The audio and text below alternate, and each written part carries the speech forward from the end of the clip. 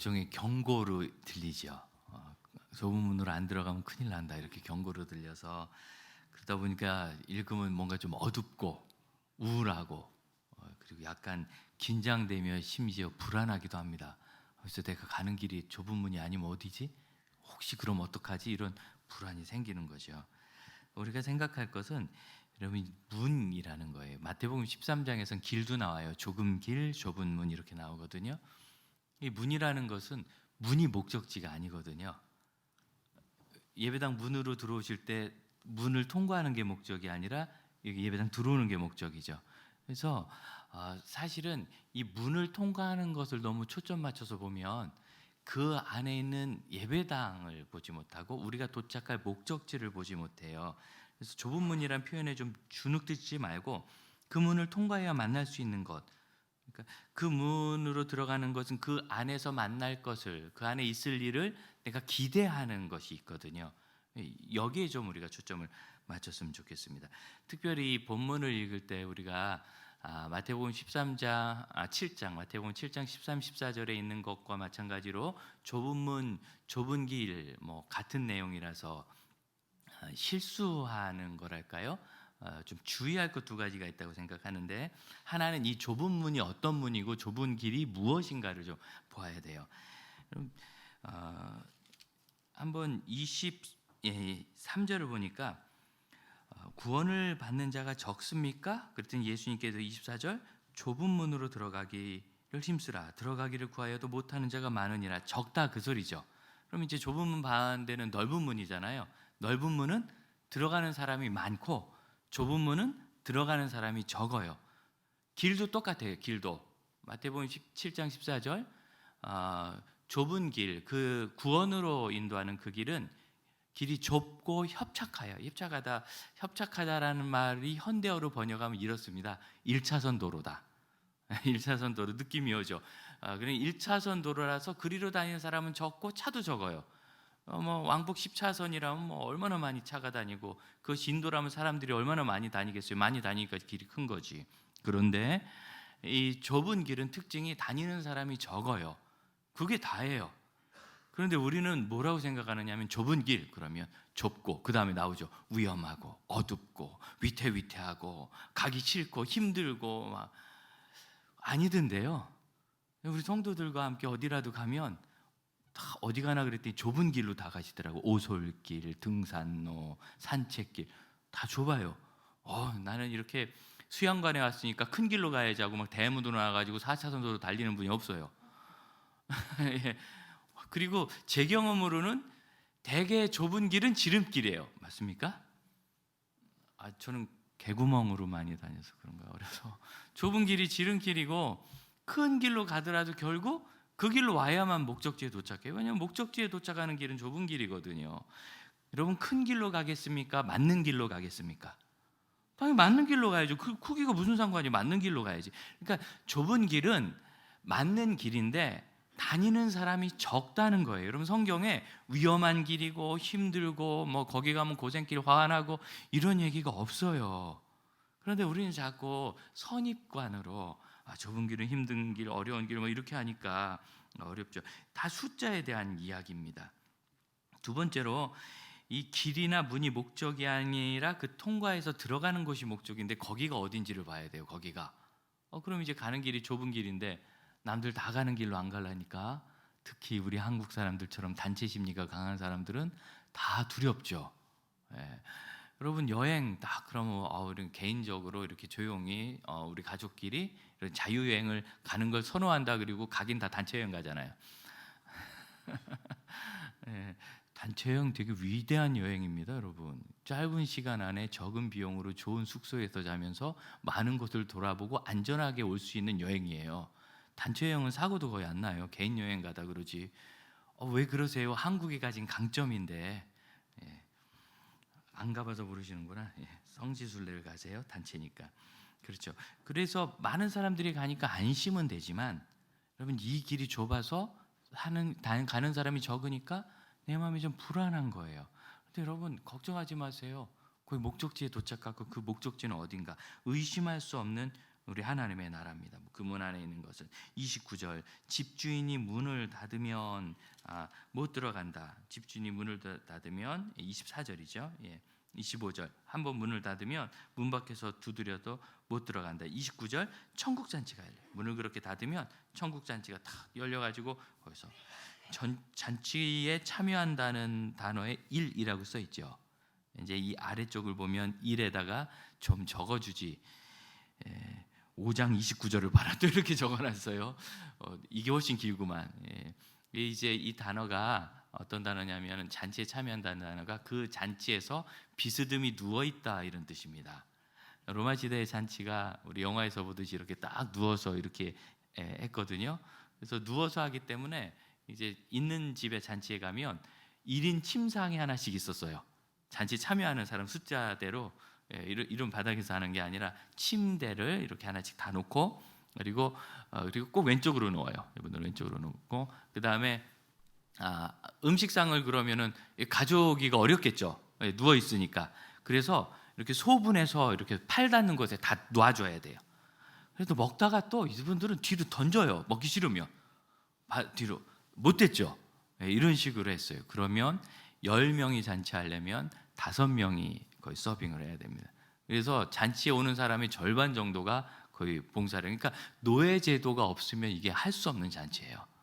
그러니까 이 천국 잔치는 그런 잔치가 좋다는 얘기가 아니라 그 당시 사람의 개념으로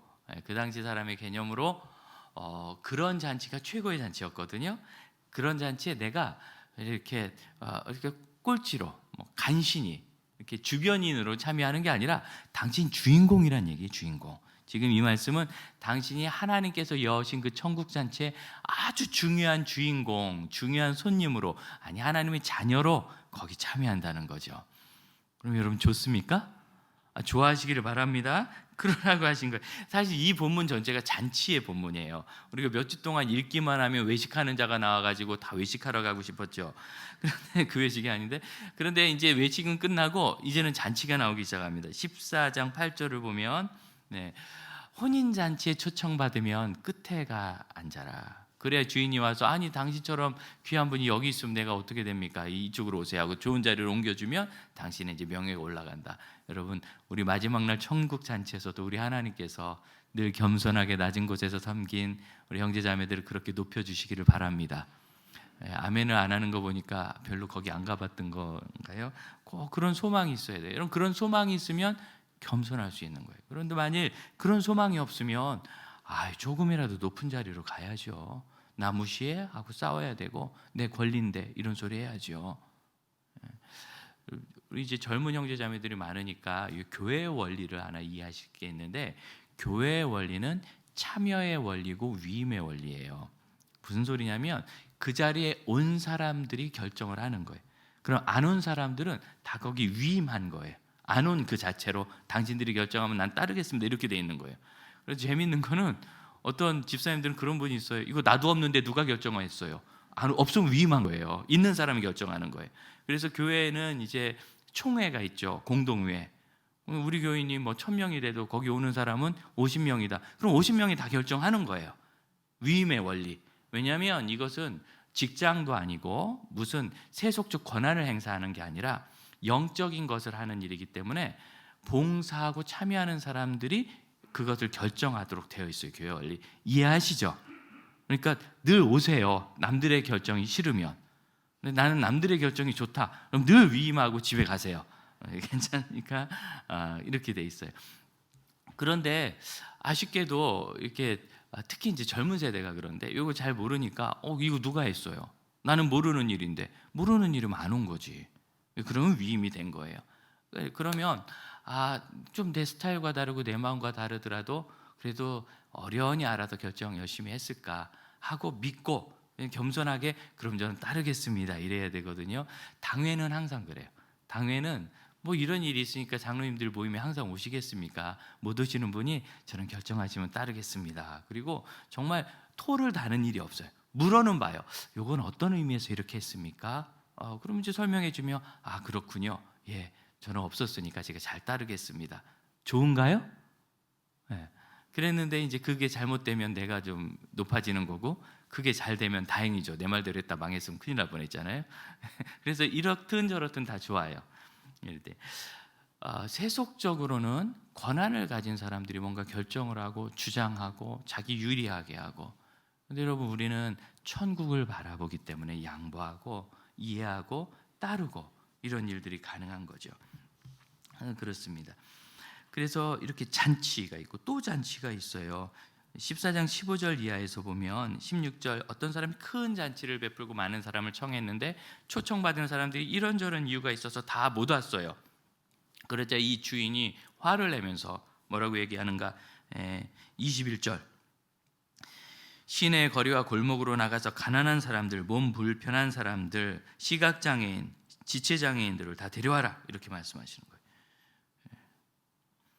아직도 남았는데요, 23절, 나가서 그냥 아무나 만나는 대로 다 데려와라, 채워라. 이게 무슨 뜻이에요? 이 천국 잔치가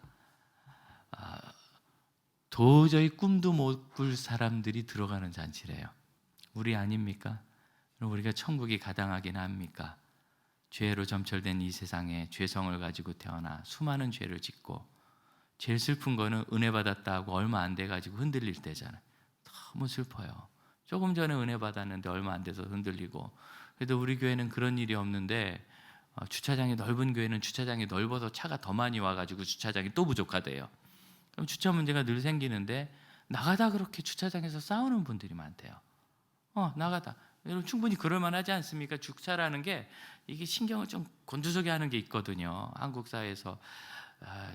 참 여러분 마음을 평안하게 하셔야 돼요. 우리 시동끄면 차 이렇게 사이드 미러가 이렇게 접히잖아요. 미국 차는 이거 안 접혀요. 땅이 넓어서 접을 필요가 없어요. 주차장이 넓어. 우린 좁아서 이걸 접어야 되는 거예요. 미국 차는 이거 접히는 기능이 아예 없어요. 여러분 참 불쌍한 나라, 귀 접고 사는 나라에 사시는. 그러니까 이게 신경이 자꾸 쓰이는 거죠. 신경 곤두서고. 이런 부분들을 좀 여유 있게 해야 되는데, 세상에 예배 드리고 은혜 받고 눈물 흘리고 나오면서 그거 가지고 다투면 이거 정말 비참한 거 아닙니까? 여러분 정말 우리가 천국 갈 자격이 있습니까? 언감생심 꿈도 못 꿀 사람들, 자격도 없어요. 그런데 그냥 그럼 갈게요 했다는 이유 하나로 지금 이 잔치에 들어오는 겁니다. 얼마나 감사한 일입니까? 저를 초청하셨다고요? 그럼 가야죠 했다는 이유 하나만으로 가는 거예요. 그래서 이 천국이 모두에게 열려있는 귀한 잔치가 되니까 거기 들어가자. 우리 이 세상에서 좁은 문 거기 가야 되는 거 알지만 가지 못하는 건, 문도 좁은데 갔는데 목적지가 안 나오면 어떡하나 하는 두려움 때문 아닙니까?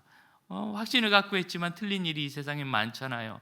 그런데 우리 하나님께서는 어떻게 참 아름다운 주인공이 된 잔치라고, 하나님께서 우리의 모든 연약하고 그 다음에 겸손했던 것, 희생한 것을 다 높여주신다고, 그리고 하나 더 나가서 누구든지 갈 수 있다고 말씀하세요.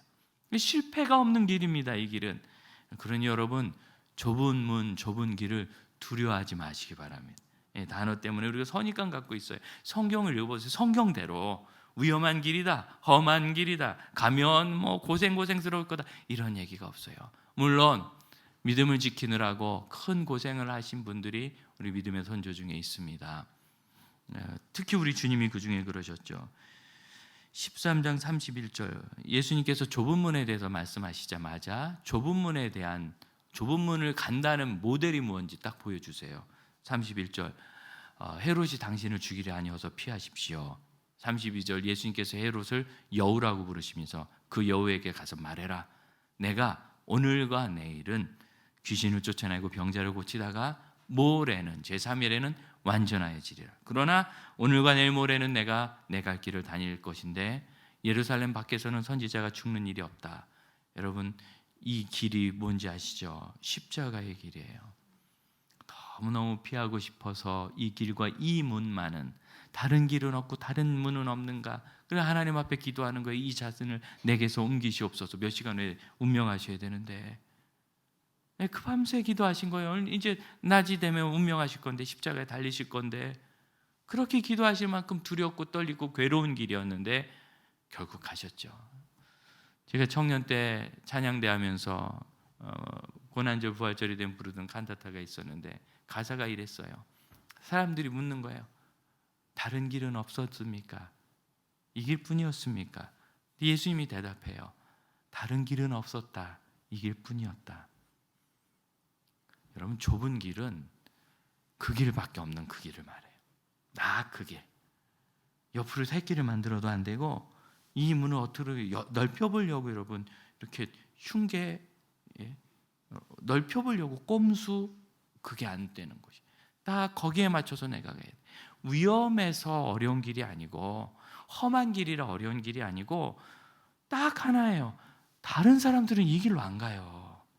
다른 사람들은 좀 편한 길로 적절하게 넓혀서 새 길도 만들면서 요령 좀 부리면서 적절히 타협하면서 가요. 편한 길로. 그런데 이 길밖에 없는 거죠. 그렇다고 해서 우리가 예수님처럼 험한 일 당하는 건 아닙니다. 그런 일 거의 없습니다. 우리나라에도 믿음의 선조들이 순교도 당하고 고생 많이 했지만 근대로 내려올수록 안전했고 제가 만났던 우리 눈으로 뵀던 우리 믿음의 선배님들, 우리 목사님들 참 고생 많이 하셨다 하더라고요. 교회 개척하면서 가난한 시절에 담임 목사하면서. 그런데 아무도 십자가에 달리지 않고 다 그냥 평안히 천국 가셨어요. 여러분, 이런 예수님 같은 일은 우리에게 없습니다만 그럴지라도 가야 되는 길입니다. 그러니 여러분, 두려움 말고 두 가지. 첫째는 확신이요. 둘째는 기대를 가지고 가세요. 확신이라는 것은 많은 사람들이 가면 흔들리거든요. 흔들리니까 나도 모르게 그쪽으로 나만 바보 아닌가 이렇게 해서 되는가 싶어요. 저희 아이가 초등학교 4학년 때 학교에서 이제 1, 2, 3학년은 이렇게 자는 일이 없잖아요. 외박을 시켜줘서 1박 2일 수련회를 가는데 주일을 꼭 껴서 간단 말이죠. 주일을 껴서 미리 공지가 나오니까 2달 전이더라고요. 아이가 기도하기 시작해서 이 일을 어떻게 결정해야 되는지 우리 하나님께 묻고, 아빠 어떻게 할까요? 나한테 묻지 마라. 너 하나님 딸이고 하나님 너한테 가르쳐 주신다. 이건 너의 믿음으로 하는 거다. 기도해라. 한 달 기도하면 당연히 안 가죠. 나 주일 예배 드리고 안 갈게. 그런데 내 친구들에게 뭐라고 말해요? 야, 우리 5공주인데 너 빠지면 4공주잖아. 이거 안 돼. 끝수가 안 맞아. 막 이러면서 얘도 교회 다니는데 가잖아. 왜 너만 안 간다는 거야? 아빠, 나 뭐라고 대답해요? 그런 거 이제 아빠라면 이렇게 대답하겠다. 미안하다. 내가 뭐 같이 못 가서 미안하다. 그런데 내가 너희들 싫어하거나 미워하는 거 아니고 내가 너희들 잘 갔다 오라고 기도할게. 그리고 용돈 좀 아껴서 용돈 주라고 그래서 이걸로 뭐 사 먹어. 재밌게 지내. 그리고 와서 우리 또 잘 지내자. 그래도 나는 이 일이 너무 중요하고 나는 예배 드려야 돼. 아이가 그렇게 얘기했어요. 그리고 얼마나 울든지 아쉬워서. 그런데 그걸 포기하겠다고 이렇게 안 간다고 이렇게 딱 해서 보내줘요. 마킹해서 해서 보내는 그 순간 제 마음에 됐다. 이 아이 인생 이제 하나님이 책임지시겠구나. 제가 생각해 보는데 하나님이시라면 이 아이 안 책임져 주고 누구 책임져 주시겠어요? 우리의 대부분은 하나님이 책임져 주실 필요가 없는 생애를 살아요. 여러분, 꼼수 다 부리고 적절히 타협 다 하고 내 살 길, 내 피할 길, 내 도망갈 길 다 만들어놨는데 하나님이 도와주실 게 뭐 있어요? 알아서 다 하고 계시잖아요. 하나님밖에 보이는 것이 없는 그 사람, 하나님 그 뜻을 남들 다 그 길로 안 가도 나는 그 길로 가겠다. 하나님의 길이니까. 어느 순간에 되지 않아요, 여러분. 11살짜리가 그 결정을 하기까지 9살 때 정말 피말리는 아이가 고민을 3일간 했고, 다른 일로 7살 때도 참 어려운, 나름대로 7살도 어려운 건 어려워요. 5살 때 그 롯데 주시우레식 껌 한 통을 들고 얼마나 고뇌를 했는지, 하나님 뜻대로 이 껌을 아이에겐 그게 전부 아니겠어요? 자기가 전부. 그 하나하나를 쌓아가는 거예요. 하나님 뜻대로 해가는 것. 뭔가 기준을 바로 하는 겁니다. 기준.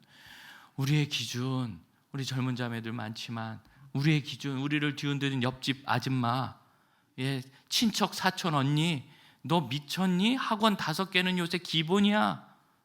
여러분, 제가 아이 키워보고 저희 애들 정말 죽도록 공부했거든요. 왜냐하면 그거밖에 살 길이 없으니까. 말씀드리는데 학원 2개를 넘어가는 청소년은 나머지 무효고 학원 1개를 넘어가는 초등학생들도 다 무효예요. 아이들의 역량 자체가 그 이상을 소화해낼 수 없어요. 그럼 우리 아이들이 지금 지식의 인풋이 적어서 공부를 못하나요? 소화가 안 돼서 못하는 거예요. 소화를 못해요. 다 소화 불량으로 막 덮어놓고 3개 넘어가잖아요. 답안지를 베끼지 않고는 학원 숙제를 해갈 수 없어요. 제가 옆에서 봤어요. 물론 되는 애들이 있어요. 뭐 천재. 그런 애들은 고민 안 해도 돼요. 그런 애들은. 걔들은 공부 너무너무 잘하고 공부만 잘해. 달리기 하다 넘어지고 막 밥 먹다가 숟가락 먹고 이빨 부러지고 막 그래. 먹는 것도 잘 못하고 뛰는 것도 못하고 공부는 됐다 잘해요. 하나도 안 부러워요. 난 그냥 잘 사는 애들이 부러워요. 세계 넘어가면 못합니다. 이렇게 말씀드려도 옆집 아줌마가 학원 4개 보내고 사촌 언니가 5개 보내면 안 할 수 없거든요. 이게 우리가 망한 길이에요. 분명한 기준이 없어요. 기준 뭐예요? 하나님 말씀. 이 아이는 하나님의 사람이고 하나님이 하실 일이고. 이렇게. 우리 자신도 그렇지 않습니까? 다른 사람이 어떻게 하는가 늘상 그걸 눈치 보면서 사니 중심이 서지 않아서 어려운 거예요. 또한 여러분, 우리가 거기 들어간다는 소망을 가지시길 바랍니다. 소망. 저희 부부가 방송 인터뷰를 3번인가 했는데 이제 어린이 방송을 너무 오래 했기 때문에 5월달 어린이날 뭐 이런 날이 되면 꼭 오라 그래가지고 인터뷰하고 뭐 특집도 하고 그랬어요. 근데 한 번은 이제 라디오 생방송이었는데 PD가 목사님 이렇게 목회하고 또 사역도 하시고 얼마나 고생 많으셨어요. 힘드셨죠? 그러더라고요. 그래서 제가 솔직히 얘기했어요. 안 힘들었는데요. 목사님 역시 참 대단하시 그렇게 겸손하게 말씀하시는데 근데 목회가 얼마나 힘들어요. 사역도 게다가 힘들고 진짜 고생 많으셨죠. 한번 얘기해 보세요. 제가 여보 우리 뭐 고생한 게 많았나 사모님? 글쎄요. 저희 고생한 게 별로 없어요. 그랬더니 이 PD가 맥이 풀려가지고 할 말이 없어서 아니 그래도 그리고 막 할 말을 다 까먹었어요. 너무 당황해서. 그러더니 찬양 듣고 오겠습니다 하고 노래를 2곡이나 붙여버리더라고. 당황한 거예요 자기가. 그때는 그러고 났는데 집에 와서 생각해 보니까 우리가 좀 잘못했다. 좀 죽을 맞춰줘야지. 그 자리에서 막 눈물 없이 들을 수 없는 스토리 이런 걸 좀 얘기해가지고 다 울고 그래 헌금도 좀 하고 뭐 이렇게 되는 건데 실수했다. 여러분 근데 정말 고생에 숨쉬기도 어려울 만한 고통과 좀 억울함. 목사가 뭐 있겠어요. 짐들 다 무거운 거 아니고 다 억울하고 그런 일이겠죠. 있었지만 다 잊었어요. 사실은 기억도 안 나요. 기억도. 여성들이 아이를 낳는데 그렇게 어렵다고 저희는 경험해보지 못하는 고통입니다. 아주 그냥 몸서리 쳐서 첫째를 딱 낳고 뭐해요? 다시는 안 낳을 거야. 그래서 또 둘째를 낳아요. 그래서 왜 낳느냐고 물어봤더니 키우다 보니 이뻐서 고생한 거 다 까먹었다고. 그래서 또 부지런하면 셋째를 낳아요. 셋째를 낳은 분들의 제일 속상한 게 뭔지 아세요? 이번에 알았어요. 넷을 낳았어야 되는데 이게 래. 그 고통 속에 잉태하고 출산해서 다시는 안 한다 했다가 크는 게 이쁘니까 둘째는 얼마나 더 이쁠까? 제가 둘을 키워보니까 첫째는 믿음의 사람이 되느라고 매 순간 끙끙거리고 뭐 고생했는데 둘째는 언니의 고생을 따라서 지 혼자 다. 그래서 큰애가 그렇게 끙끙거리면서 기도했던 걸 둘째는 그냥 다 해요. 당연한 거예요. 우리 집에서는 당연하게 더 잘해. 더 안정적이고 빨리 둘씩 낳으세요. 셋도 낳고 넷도 낳고. 점점 우리가 믿음의 결정을 할 때 천국의 소망을 가지면 두려움이 없어요. 그렇게 살아가는 것을 내 다음 세대가 보면 이 자리에 특별히 어떤 분 계십니까?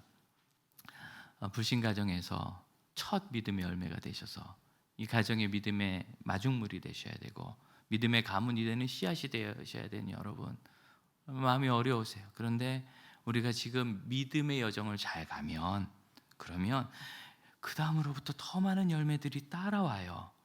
예수님은 썩어지는 밀알처럼 하나를 심기셔서 수많은 구원의 열매를 맺으셨고 그 일은 오늘날 우리에게도 동일하게 있으니 여러분 절대로 포기하거나 약해지지 마십시오. 그 일을 애써서 하세요. 애써서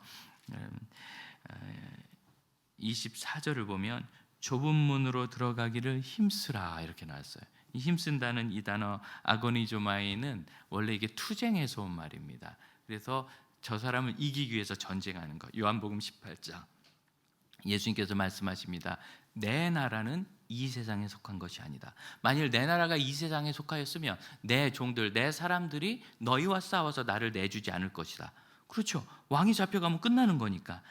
내 나라는 이 세상에 속하지 않았으니 내가 스스로 이렇게 잡혀온 거다. 그때 내 종들이 싸워서, 그 단어가 여기 힘쓰다는 단어예요. 아고니조마, 이 투쟁이라는 말입니다. 근데 신약 성경에서는 이 말이 다른 사람과의 싸움으로 쓰이지 않고 대부분 나 자신과의 싸움으로 쓰여요. 바울이 디모데에게 2번이나 이런 편지를 써요. 선한 싸움을 싸우라. 믿음의 선한 싸움을 싸우라. 이런 믿음의 선한 싸움이 마귀하고 싸우는 건 줄 아는데 나랑 싸우는 거예요. 나랑. 그 문맥 흐름을 보면 다 개인 경건에 대한 말씀이에요. 그 속에서 그 경건을 이루려면 뭐하고? 욕망하고, 뭐하고? 두려움하고. 그러면 이거 외부에서 오는 거 아닙니다. 우리는 욕심이 훅 들어오는 줄 아는데 정보는 훅 들어옵니다.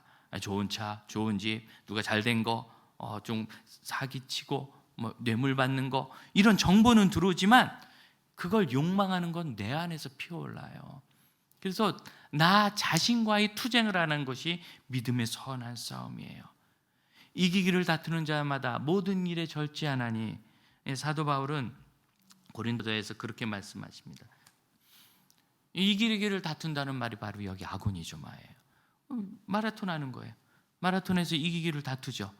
어떻게 다퉈요? 옆 사람 때려요? 못 나오게? 다리를 걸어요? 아니죠. 나를 더 단련하는 거잖아요. 그래서 이건 마라톤에서, 운동 경기에서 이기려면 웬만큼에서는 안 되지 않습니까? 말 그대로 정말 죽도록 한다는 단어예요. 그러니까 좁은 문으로 들어가는 것을 힘쓰는 것은 다른 사람과의 경쟁이 아니에요. 내 자신이 흔들리는 거, 이게 우리에게 제일 큰 적입니다. 이걸 극복하기 위해서 애를 쓰는 거죠. 곧 하나님 말씀의 기준을 따르기 위해서 애를 쓰는 게 바로 좁은 문으로 들어가기를 힘쓰는 겁니다. 기준에 관한 거예요. 기준에. 목적에 따라 선택이 달라집니다. 영화를 봅니다. 멀티플렉스 영화가 5편 걸려 있습니다. 뭘 보죠? 재밌다는 거, 좋다는 거, 그런 거 보시잖아요. 우리 목회자들은 달라요. 뭘 보냐? 설교에 도움이 된다는 거, 뭔가 영감을 준다는 거, 이런 거 먼저 보고 그 다음에 이제 재미예요. 목회가 저희 사명이니까. 여행을 갑니다. 그럼 어디로 가죠? 좋다는데, 잘 됐다는데. 그럼 목회자들은 어디로 갈까요? 설교에 도움이 주는 곳으로 가는 게 아니라 일단 싼 데로 갑니다.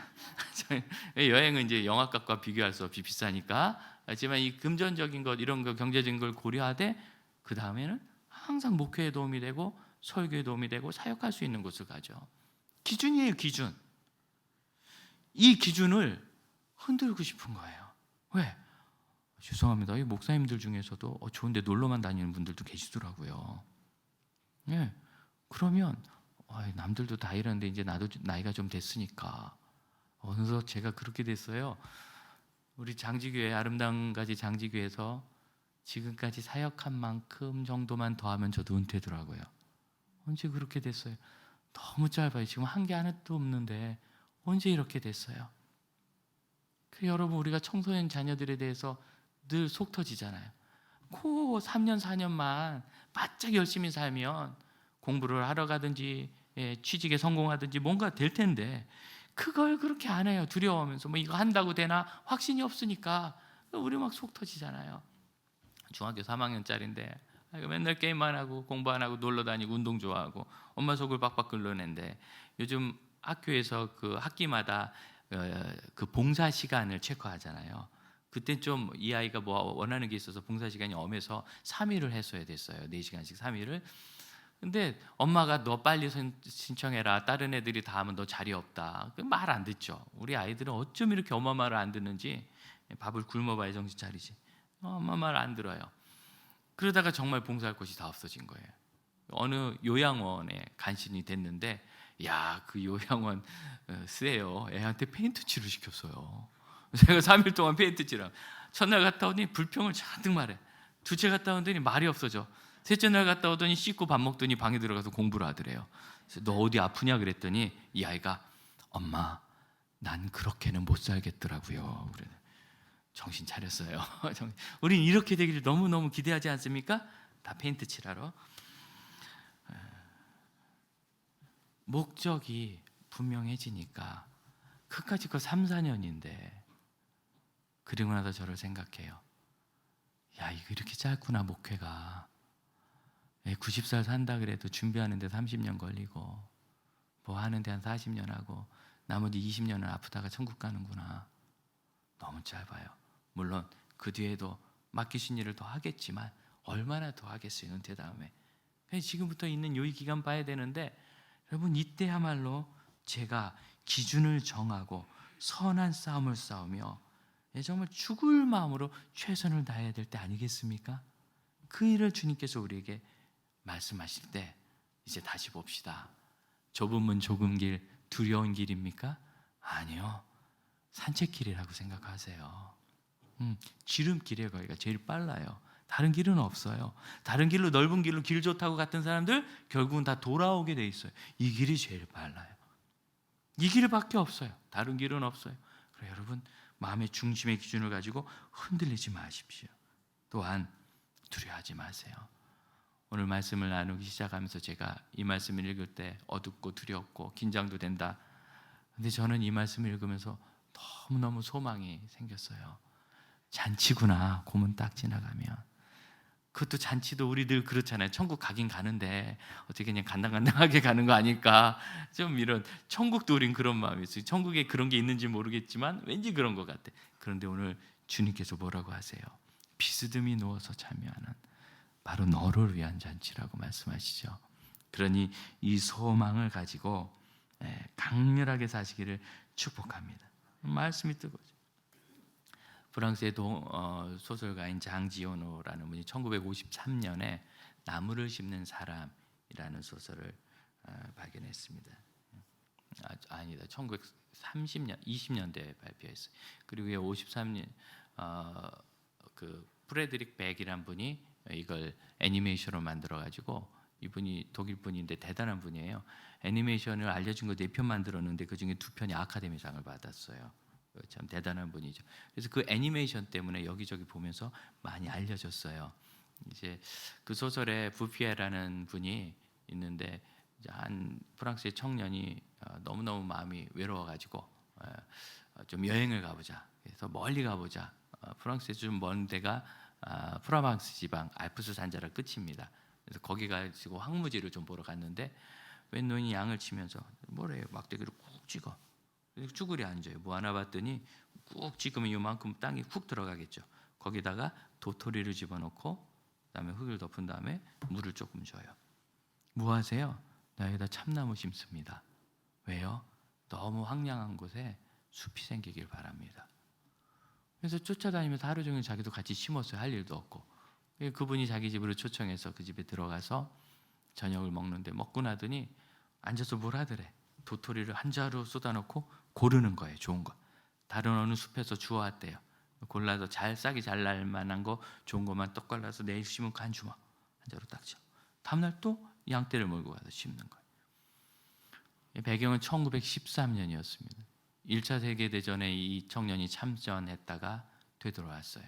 마음이 너무 상처를 많이 받고 옛날 그 나무 심던 사람이 생각나서 거길 갔더니 웬걸 제법 큰 숲이 있는 거예요. 포플러 나무도 있고 뭐 참나무, 너도밤나무 이런 게 막 흔들리고 너무 좋아가지고, 와, 근데 아직도 신고 있더래요. 이제 좀 다른 걸 신고 있어요. 야, 이렇게 하시면 뭐 앞으로 여기서 수천 그루의 나무들이 건강히 자라겠어요. 네. 앞으로 20년 뒤에는 이것은 비교도 안 될 수 없는, 이것은 큰 강에 한 바가지 물 수준 될 만큼 큰 숲을 보게 될 겁니다. 그러고 나서 또 2차 세계대전이 생겼죠. 아직 그 숲은 보존이 됐어요. 끝나고 갔더니 거기에 정말 어마어마한 숲이 생기고 10,000명의 사람들이 거기로 와서 살고 아주 평화롭게 지내고 있더래요. 그 노인은 직업도 바꿨어요. 양을 쳤는데 양봉으로, 양이 새싹을 뜯어먹는다고 아예 업을 바꾼 거예요. 기준과 목적지죠. 우리는 나무 심는 사람과 같습니다. 우리 교회도 곳곳에 참 괜찮은 나무들이 있고 작은 화단에 사철 아름다운 이유는 그걸 계속 가꾸는 분들이 여러 분 계세요. 화단을 늘 가꾸는 분, 올라가는 계단에 식물을 갖다 놓는 분. 2층 교육관 입구에 창문 옆에 작은 숲이 하나 생겼습니다. 다 생화입니다. 여인초라든가 여행자 나무라든가 뭐 스파트필름 뭐 이런 게 있는데, 제가 스파트필름 이렇게 꽃이 하얀 식물이거든요. 옛날에 생각난 게 있어요. 제가 스파트필름 화분 하나를 선물 받았는데 지금 화분을 싫어해요. 죽으니까. 그랬더니 그분이 이건 그냥 잘 살아요. 그래서 갖다 놨는데 제 방에서 그냥 잘 죽었어요. 그냥 죽더라고요. 나중에 알았어요. 여러분, 물 주는 것보다 더 중요한 게 공기가 통하는 거랍니다. 바람이. 그래서 문을 열어놓을 형편이 안 되면 그럼 거기다 작은 선풍기라도 틀어놔야 된대. 공기가 흘러야 된대. 그래서 몰랐죠. 집에서 이제 화분이 잘 죽으시는 분이 이해가 되시죠? 그래서 스파트필름 제가 이름도 안 까먹어요. 그런데 저한테 그 스파트필름을 준 자매는 화분을 많이 기르는 자매. 왜 많이 기르느냐? 이분이 정신병이 있어가지고 너무너무 힘든데 엄마는 무당이었어요. 그래서 이 무당이 자기가 하다 안 되니까 더 큰 무당한테 자기 딸을 데려갔더니 더 큰 무당이 이건 우리 신령으로는 안 되니까 교회 보내라. 그래서 교회 왔어요. 무당이 전도한 딸인데 1년 지났는데 처음에 올 때 얼굴이요 막 반지의 제왕이라는 영화 있죠. 2편에 보면 그 들판의 왕, 그 셰오덴이라는 왕이 마법사에 사로잡혀서 막 쭈글쭈글하고 있다. 마법사를 이제 축귀해 버리니까 갑자기 얼굴이 확 살아났죠. 정말 그렇게 바뀌었어요. 정말 그렇게 바뀌었어요. 저는 반지의 제왕 볼 때 어머 이거 그 자매 얘기다 그 생각을 했어요. 너무너무 아름답고 1년 지나서 세례 받고 잘 신앙이 컸어요. 우리는 나무를 키우다가 몇 그루 잃을 수도 있습니다. 여러분, 사람은 안 잃습니다. 그 사역은 안 잃습니다. 우리가 하는 이 길에서 내가 뭘 할 수 있을까 두려울지 몰라요. 여러분, 그 열매는 하나님이 반드시 거두어 주십니다. 기준의 문제입니다. 기준을 바로 하세요. 그리고 두려워하지 마세요. 고생하면 어떡하나. 어차피 이 세상은 다 고생인데 이 길이 제일 좋아요. 왜냐하면 성령님이 우리를 인도해 주시거든요. 성령님께서 우리와 함께 하시며 우리를 그 목적지까지 이끌어 주십니다. 소망이 있으시길 축복합니다. 찬양하겠습니다. 늘 이와 같은 본문의 말씀 우리가 묵상하면 그동안 그렇게 하지 못한 것에 대한 후회 이런 거 많죠. 걱정 없어요. 이전 것은 지나갔으니 보라 새 것이 되었도다. 믿습니까? 여기서 시작하는 이 제일 빠른 길입니다. 2절로 찬양하겠습니다. 지나간 허물 어둠의 날들이 지나간 허물 어둠의 날들이 무겁게 내 영혼 짓눌러도 오 주여 우릴 외면치 마시고 약속의 구원을 이루소서. 그 선한 힘이 우릴 감싸시니 믿음으로 일어날 일 기대하네. 주 언제나 우리와 함께 계셔. 하루 또 하루가 늘 새로워. 함께 기도합시다. 주 앞에 말씀과 하나님 뜻에 대한 중심을 바로 세우게 하시고 좁다는 것에 두려워하지 말고 그것이 얼마나 평안하며 아름다우며 열매 있으며 성령 함께 하시는지 그 소망을 가지고 천국의 소망으로 끝까지 가게 하옵소서. 함께 기도하겠습니다. 주님, 저희를 불러 하나님의 자녀 삼으실 때 그냥 믿음이 내 자녀라 하지 아니하시고 갈 길을 주셔서 감사합니다. 세상에 알지 못하는 길, 많은 사람이 가는 그 넓은 길은 결코 모자라지 못할 그 생명의 길을, 천국의 길, 좁은 문으로 들어가는 그 길을 끝까지 가며 그 문을 끝까지 들어가게 하실 때 주여 저희가 진력자하여 최선을 다하여 믿음의 선한 싸움을 싸우며 자신을 이기며 욕망을 이기고 그 땅에 들어가 주께 영광 올려드리게 하여 주옵소서. 하나님의 이름으로 자리에서 일어나 3절 찬양하겠습니다.